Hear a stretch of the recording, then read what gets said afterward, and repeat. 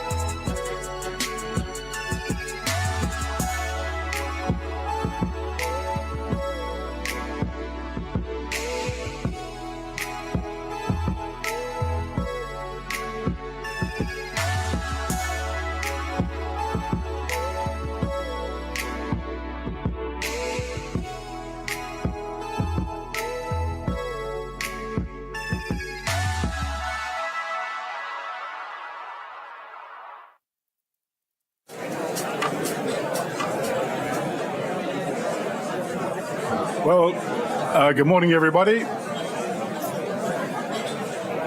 I could just have your attention for a few minutes would be appreciated.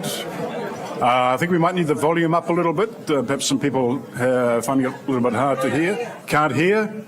How's that if I talk louder? That's a little better? Okay. I think someone's working the volume knob somewhere as well, so that's good. Welcome everybody. My name is John Windsor. For those of you who don't know me, I'm the current president of the ACT Party. And the members will know that we are currently undergoing an election process for the president's position. So you will have soon be receiving some voting papers for that position, along with the positions of the 3 new regional councillors. We've had a change in the regional council structure, but that will be explained to you when the voting papers come out to you very soon. Just at this point, I'd like to say, I'm sure there are a large number of members in the room. If you are not a member of the ACT Party, I'll just ask you to consider joining. As we prepare for the election in 2026, we need, it's great to have more people on board and more resources available as well. So you can join through the website, very easy. It's a very low cost undertaking. We don't ask for too much money, not at this stage anyway. So, and I'm sure you'll get some great benefits out of it. So, welcome along. You might realise we are on the Tamaki electorate. We're not in the Epsom electorate. The boundary is actually just about 5 minutes drive down the road, so we're kind of close to Epsom, which is good, because that's where this whole thing started, basically.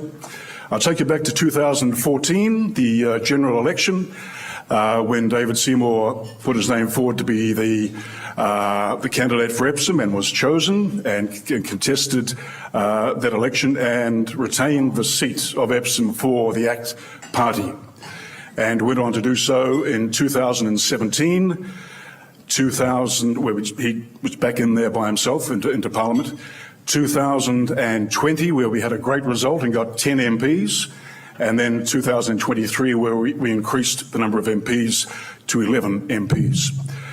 Now, you may be aware that David seems to spend half his time thanking people for their contributions, their donations, their time spent as volunteers. But given that we have a large number of supporters in the room this morning, I'd like you to put your hands together, please, to thank David Seymour for his work over the past 10 plus years.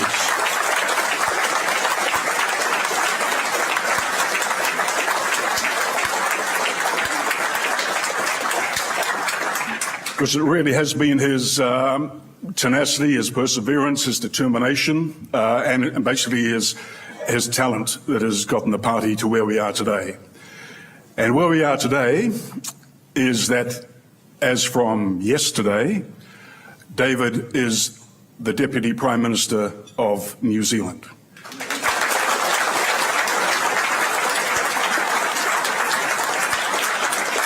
And I'm going to say that again because I can't quite believe it, the Deputy Prime Minister of New Zealand.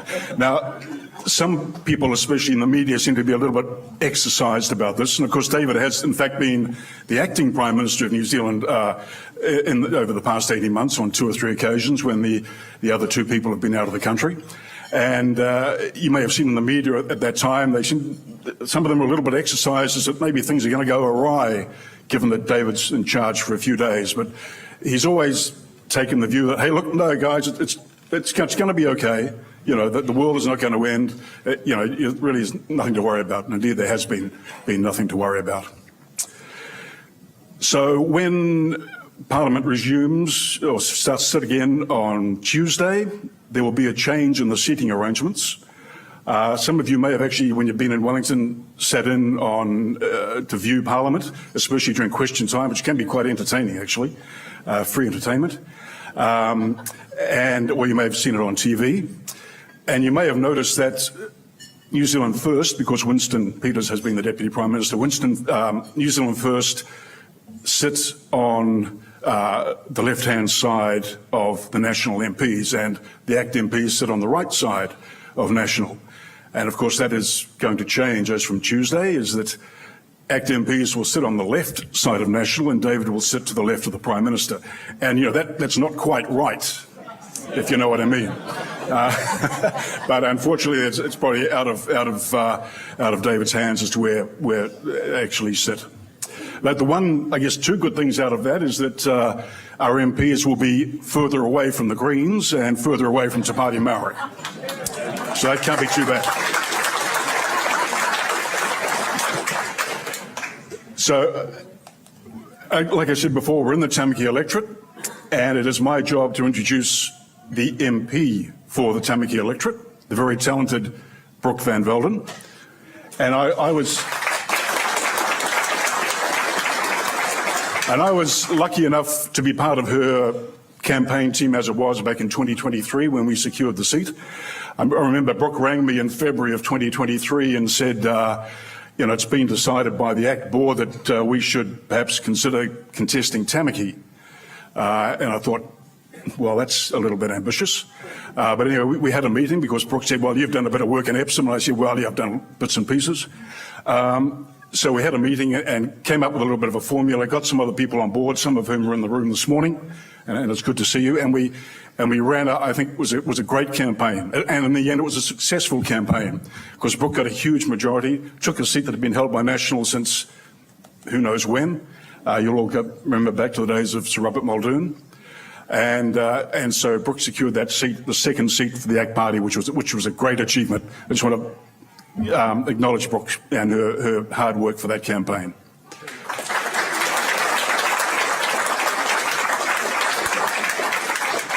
So following on from that, I'd like to introduce Brooke, who will say a few words and then introduce David. Thanks very much.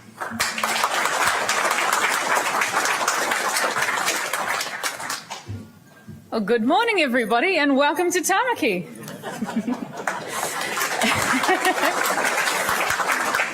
Look, I've been asked this morning to introduce David Seymour, and I think, like most people around the country, he needs no introduction. Everybody knows David's name. I would say he's the most well-known New Zealand politician in 2025. And look, the relationship that I've had with David is quite a long one. I've known the guy for nearly over 10 years. And I can't believe that I'm saying this, but I've worked in Parliament with David for nearly 8 years, which is making me feel old. But I've also been his deputy leader for coming up 5 years as well. And many people in this room will have had their own relationships with David. And one of the things that I think brings us all together this morning is that it's a very difficult job to be in Parliament, to take your life down to another city for multiple days of a week and come back. And to be able to do that well, you've got to have support around you.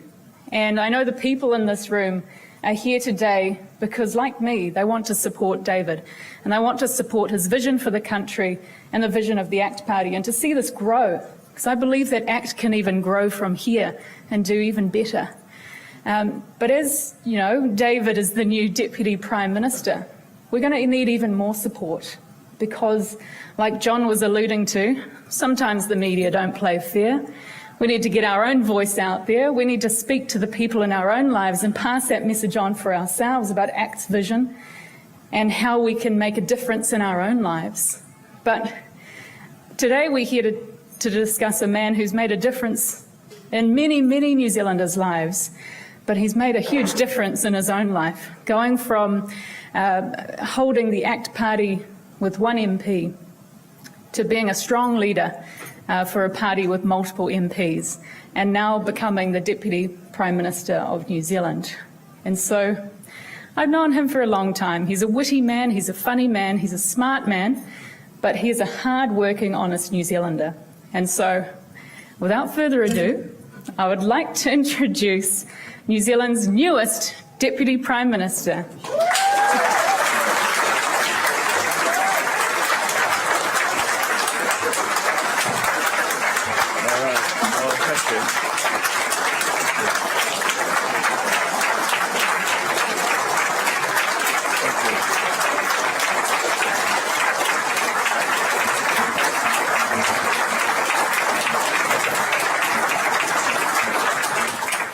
Well, thank you very much, Brooke, for that kind introduction and warm welcome. I was reading a quote that begins, "It does not take a majority to prevail, but rather an irate, tireless minority keen on setting brush fires of freedom in the minds of men and women." And that was Sam Adams, one of the United States founding fathers. So many people here today, and some who sadly couldn't be, fit Sam Adams' description. I know that there's one or two people here who are occasionally irate, and to get this far, we've had to be tireless. And I suspect we'll always be a minority, but we'll succeed by setting those brush fires in people's minds. Human freedom, to do what you like if you don't harm others, is the only thing that's truly worth fighting for, because only when that principle prevails can we turn our efforts to fighting problems in the natural world instead of each other. Now, this is no swan song, it's just a little rest before the next climb, perhaps the next setback. We've had lots of both, and we'll have lots more. But today's an opportunity to thank each person here for their efforts setting brush fires of freedom in the minds of New Zealanders, and to recommit ourselves to our mission of promoting a free society. Now, it hasn't always been easy. If I had to pick a theme song for the last 10 years, it could be Mark Knopfler, The Scaffolder's Wife. Mark always writes with great empathy for the struggling. And he says, "In the wicked old days when we went it alone, kept the company going on a wing and a prayer." Those words really stick with me because they sum up the first 6 years of leading ACT. In fact, it hasn't just been a bit difficult. Most of the time, it seemed bloody impossible. In fact, it's a happy miracle that our party even exists. There's no party committed to human freedom anywhere in the world as successful as ACT. And the reason why is most politicians find it too easy to get votes by promising other people's money or promising to regulate other people's freedom. We, for better or worse, take the hard road. We seek to win political power by promising voters only the freedom to make the most of their time on earth. And we do so because it's only the creative powers of a free society that can generate the wealth to overcome our many challenges and sorrows. And not only is the mission of ACT fundamentally hard, sometimes one or two of us have made it harder than may have been necessary. I hesitate to bring it up, but once or twice we've burned ourselves on our own brush fires along the way. Our perk buster took a perk, our tough on crime guy got convicted, our leadership had a civil war, we were subject to a very unconventional coup. In 2011, we ran the most courageous three-pronged election campaign in modern history. Supply-side economics, one law for all, and freeing the weed. Sadly, while there were constituencies for all three causes, none of them could get along. Then John Banks came along and steadied the ship. And I want to thank John for his unconditional support of this party. Thank you, John. You see, John didn't just allow the party to survive, he allowed it to survive as a Liberal party. And I can only imagine being turned around to vote for gay marriage wasn't easy for John. On the other hand, saying no to Jenny Gibbs isn't easy either. What a conundrum.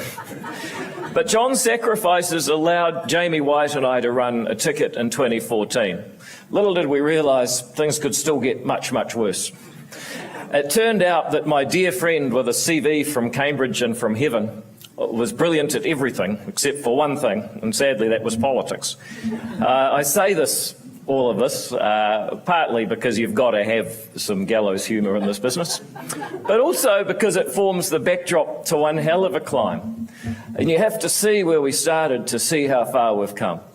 And that is, in order to see the full achievement of the people in this room, and some who can't be here today, is that we've made ACT the world's most successful classical Liberal party.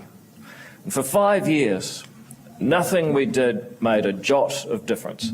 Beth Holbrook, who's here today, my previous deputy leader, organised every conference, slogged it out, and really showed people that politics is hard work. Nonetheless, there was a Facebook group called Is ACT Polling 1% Yet? For about 5 years. It seemed like it would be forever. People said our party was not legitimate. They said we shouldn't even be in Parliament. They said we had no real agency, being an offshoot of another party. And when they talked about us, they didn't talk about what I was saying in the present. Instead, they judged us by things others had done when I was living in another country. And after the election disaster of 2017, I said it didn't matter what our shop was selling. We just couldn't get anyone in the door, let alone getting their wallet out. Now, that kind of relentless doomism we were subjected to was actually the opposite of everything that ACT stands for. Because we believe, as Richard Prebble says, and I've been thinking, great read by the way, that life isn't like bad weather. You can make a difference in your time on earth. Unfortunately, at that time though, some things were like bad weather. We couldn't make it rain financially. Eric Clapton once said that nobody knows you when you're down and out. And I can tell you from experience, no one donates to your political party either. Lindsay Ferguson is one of those people who can't be here today. May he rest in peace. And I remember we got down to $7,000 left, and we were going to be evicted from our offices in a few weeks if things didn't change. Lindsay put $5,000 in ACT's account and said, "Don't tell Lynn." I'm not sure if Lynn's here today, but Lynn, it's probably time you can finally know the secret. I used to try and call 2 ACT members every week. And one day I called this guy called Chris Reeve. And I noticed on the party database that his email address was Superman. And then he said, that was 2 unlikely things. He said, "I then want to donate to the ACT Party." I thought, this guy can't be for real. So I earnestly explained where the party was up to and what I needed to raise to keep it going for another year. And Chris looked at me and said, "Mate, I'll do half of that if that Jenny Gibbs will do the other half." I still remember clearly the first time I met her in 2005. She bounded up to me and said, "I'm a social liberal too." Her generous support of ACT is published by the Electoral Commission, but her personal support of successive ACT leaders is not. She's one of the warmest and wisest women in New Zealand, and we're lucky to have her. Sadly, she couldn't be here this morning because she's battling one of these microbes that seem to be going around, but we're very grateful to have her. Now, it's true that not every donor gives in the thousands. But thousands have given donations to keep our party alive, even when it may have seemed like palliative care. And I want to thank everyone who's given to ACT, whether it was $5 or $5,000. Other people give their time. You know, in those wicked old days when we went it alone, I was never really alone, because so many people helped, delivering mail, erecting signs, filling out the party accounts, opening up their homes for house meetings. Alison and Stu McFarlane rapidly edited my second book, Own Your Future. They said the timeline was mad. I said we can't move the election.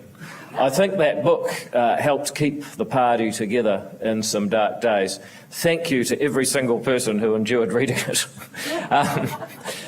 Some people probably think that books are a symbol of colonisation anyway. For our supporters, very welcome. And what sets ACT apart is that we're a party of ideas. Some people, meanwhile, believe that a political party is an enormous enterprise with unlimited resources required to govern a country. If you were taking hope or reassurance that we really are heavily resourced and have all this to draw on to govern a country, I'm sorry to disappoint you. We're mainly reliant on wings and prayers than massive resources. One person who found this out the hard way was Malcolm Pollock. Now, Chris Fletcher, Auckland's mother, introduced me to him, and he thought he might get a minor role making tea on the sidelines of this vast edifice. I still don't know how he felt walking out of Fraser's Cafe as the bewildered new chairperson of the party's only functioning electorate committee. Ruan Premathoika, who couldn't be here this morning, became the party president in very similar circumstances. And there's so many Malcolms, Margarets, Ruans and others up and down this country who have volunteered to make our party possible. We have 10 times more members today than we did when Malcolm joined, and perhaps that makes the hardest role being the party president. You're legally responsible for the organisation, but to survive, it needs to change strategy at a moment's notice. It must be the governance equivalent of riding a mechanical bull, 10 tequilas down. I've been lucky to have very patient presidents who've held the ship together, none less than the current President, John Windsor, who's perhaps New Zealand's greatest political activist. John's never met a problem he can't quickly, quietly fix. Signs, mails, volunteers, no problem. They say that amateurs talk strategy and professionals talk logistics. Well, in that sense, John is a true professional and a great ACT president. But there's some roles that are so difficult, we actually need to pay people to do them.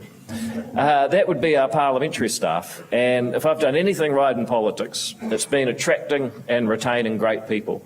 Yesterday, my electorate office staff came with me to Government House for the swearing-in ceremony, and I wanted them to be there because I think they're the best electorate team in the country. I hadn't realised when I wrote that Brooke would be here, but they're one of the best. At least I hadn't thought of it. There's 3 positions in our office, and we've had 1 change in 10 years. So if turnover rates mean anything, then we have a very solid team. And the same goes for our team down in Wellington. We've been ranked as one of the best working environments in the parliamentary precincts year in, year out, and we keep attracting great talent. One example stood out more than any.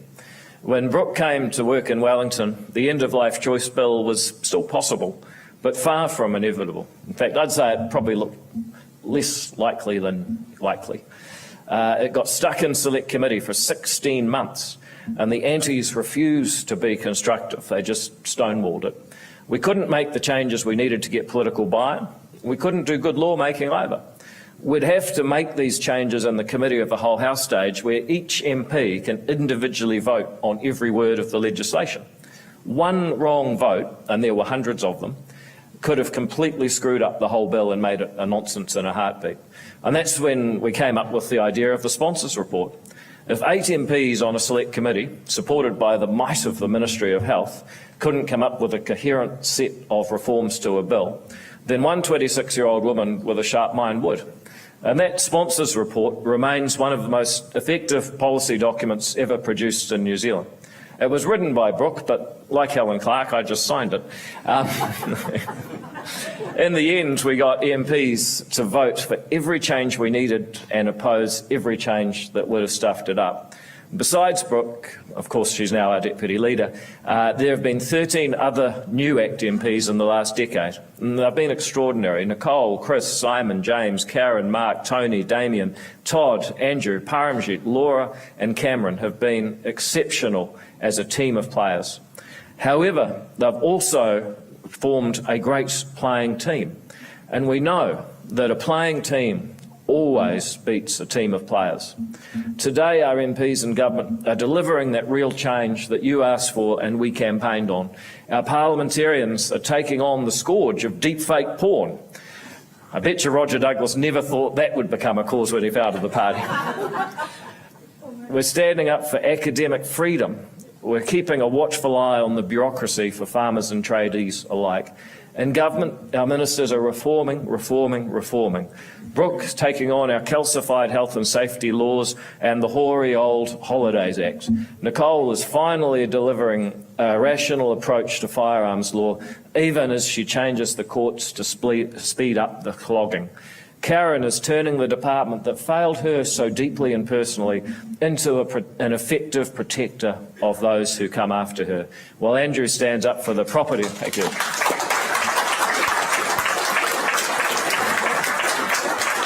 Andrew, meanwhile, is standing up for the property rights of farmers when he defends New Zealand's biosecurity. And Simon Court may be the unsung hero of this government, because delivering resource management law based on property rights will do more for the people who live in this country than any other reform under this government this term. But of course the party's also bringing back charter schools, opening up overseas investment, saving the taxpayer billions, bringing Farmac into the 21st century, slashing red tape and legislating the Regulatory Standards Bill, so for the first time our property rights will be in law. We've been busy, that's true, but other people have helped act in much more creative and unexpected ways. Take yourself back to March 2018, when the female pro dancers first got together for the 2018 season of Dancing with the Stars. They all agreed on one thing: nobody wanted to be paired with that guy. It was a guaranteed ticket home on the first elimination.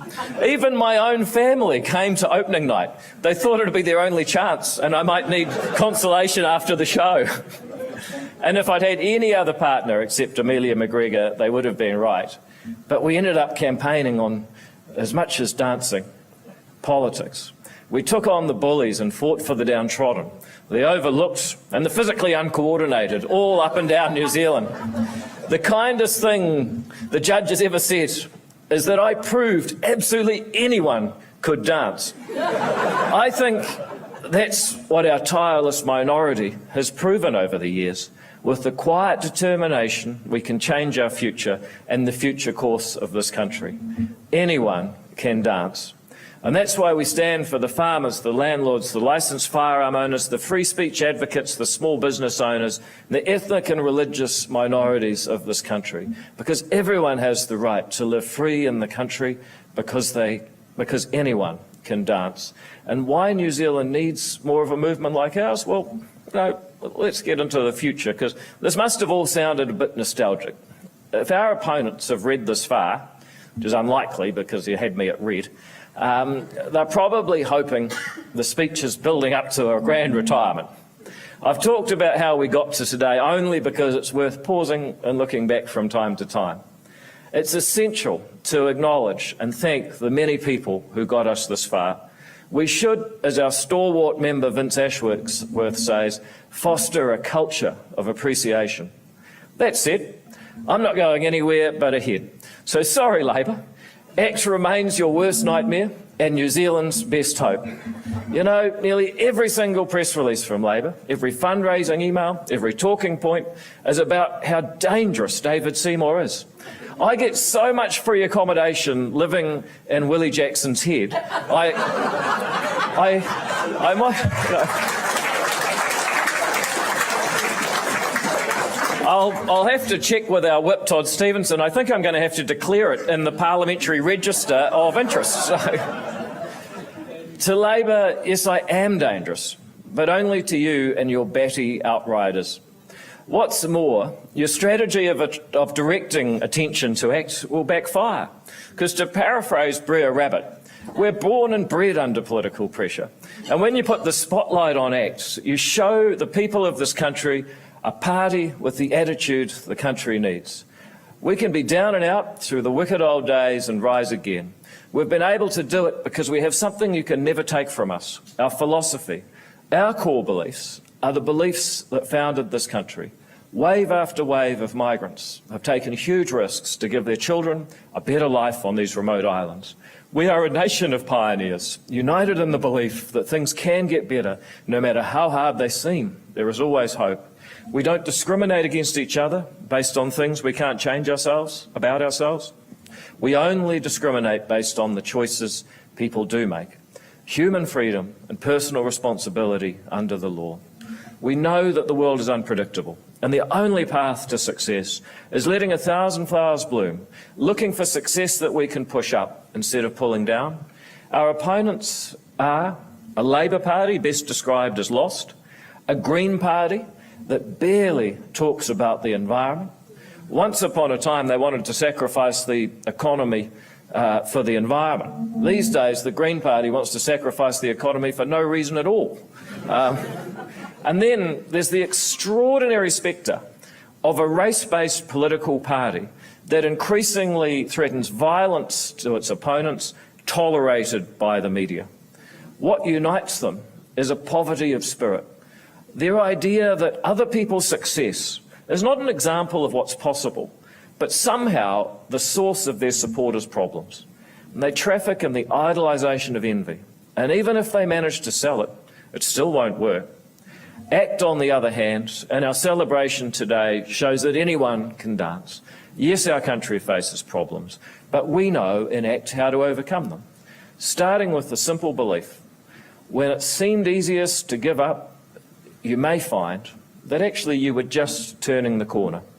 Today, there are too many Kiwis leaving and not enough be leaving. I believe our country remains a good bet. We have no excuse for not creating a great country on these islands, but it's the culture that matters. And the real culture war today is not about which bathroom you go to. It's about whether we're here to push people up or pull them down. Can we move past the dark underbelly of tall poppy and celebrate the achievements of Shepherd, Rutherford, Ngata and Hillary, and those many more to come? We have to believe that life is a positive-sum game, that win-wins are possible, that if we treat each other with mutual respect and dignity, we might surprise each other. We can become an Athens of the modern world, a place where creative people are welcome to move and invest, where they find themselves joining people already here who fundamentally believe the point of our country is to make success possible. Every policy we make in government should be measured against the simple test: will this policy create an environment for New Zealanders to solve problems and make tomorrow better than today? It's actually what used to be called progressive. It used to be an idea owned by the left, but they're too busy tearing people down and putting them in boxes, virtue signalling, categorising and otherwise discriminating. If there's any party that can offer the values and the grit to take this country out of the doldrums and the constant meh that befalls New Zealand today, it's the party that's had to overcome the great Kiwi knocking machine from palliative care to the centre of government. And that effort would not have been possible without the people in this room and beyond who believed in us when no one else would, because they believe in the party's ideas. Thank you for getting us to this milestone, and buckle yourselves in, because in Hillary terms, this today is only base camp. Thank you very much. Thank you.